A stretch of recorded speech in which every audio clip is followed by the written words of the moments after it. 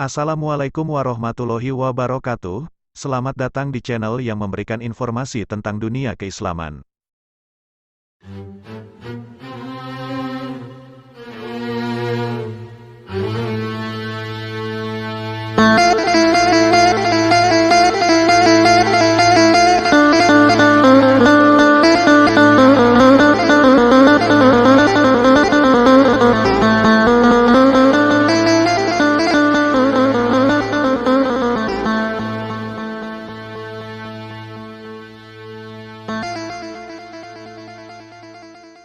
Sejarah pertumbuhan dan perkembangan Al-Azhar. Pada awalnya, Al-Azhar merupakan tempat ibadah atau masjid, pusat ajaran Syiah, dan lambang kepemimpinan spiritual umat Islam.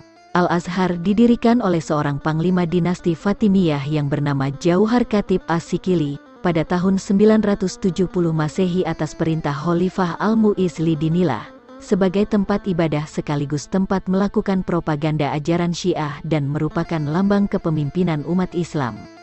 Sebelumnya Al-Azhar bernama Masjid Al-Qahiroh atau Al-Jami Al-Qahiroh yang di zaman sekarang dikenal dengan Al-Azhar. Pembangunan ini dimulai pada tanggal 4 April tahun 970 Masehi atau 24 Jumadil Ula, tahun 359 Hijriah dan selesai pada tanggal 22 Juni tahun 972 Masehi atau 7 Ramadan tahun 361 Hijriah. Pada tanggal itu pula diresmikan sebagai masjid yang dapat dipergunakan sebagai tempat pelaksanaan ibadah, yang ditandai dengan pelaksanaan sholat Jumat berjamaah. Menurut sebagian ahli, seperti Saniyah Kuro'ah mengatakan, bahwa penamaan tersebut berawal dari usulan Yakub bin Killis seorang wazir Khalifah Al-Aziz Billah, untuk mengubah nama masjid tersebut. Penamaan yang diusulkan itu berdasarkan nama istana Khalifah Al-Qusur Az-Zahiroh atau juga dikaitkan dengan nama putri Nabi Muhammad yaitu Fatimatu Zahroh. Setelah Al-Azhar resmi menjadi masjid negara, kegiatan ilmiah pertama kali dilakukan ketika para ilmuwan yang terdiri dari para ahli fikih dan pejabat pemerintahan dinasti Fatimiyah berkumpul di Al-Azhar untuk mendengarkan ceramah umum yang disampaikan oleh Abu Hasan Nu'man bin Muhammad Al-Qirawani yang bergelar Hakim Agung atau Qodi dinasti Fatimiyah.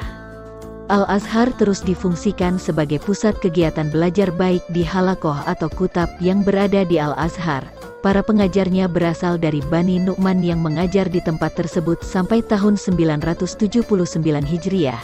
Halakoh berubah menjadi sebuah lembaga tinggi yang memiliki sistem pendidikan tinggi, ketika Yakub bin Killis menjadi wazir dan memimpin lembaga tersebut. Selanjutnya Al-Azhar dalam perjalanannya mengalami perubahan-perubahan yang sangat penting bagi pertumbuhan dan perkembangan ilmu pengetahuan, karena pada saat itu, masjid mengalami perubahan fungsi dari hanya sekedar tempat ibadah dan pusat propaganda ajaran Syiah menjadi sebuah lembaga pendidikan tinggi dengan sistem baru.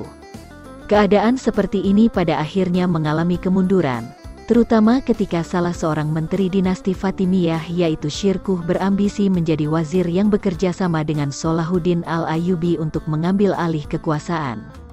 Upaya pengambil alihan kekuasaan itu baru terjadi setelah Khalifah Al-Adid meninggal dunia.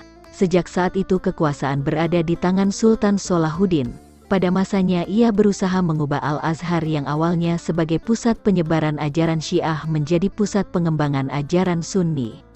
Demikianlah sejarah awal perkembangan Universitas Al-Azhar yang dulunya pusat perkembangan ajaran Syiah berubah menjadi pusat penyebaran ajaran Sunni sampai sekarang.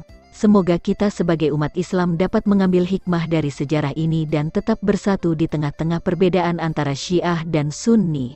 Wallahul muwafiq ila aqwamit thoriq. Wassalamualaikum warahmatullahi wabarakatuh. Jangan lupa like, share dan subscribe untuk mendapatkan info-info selanjutnya.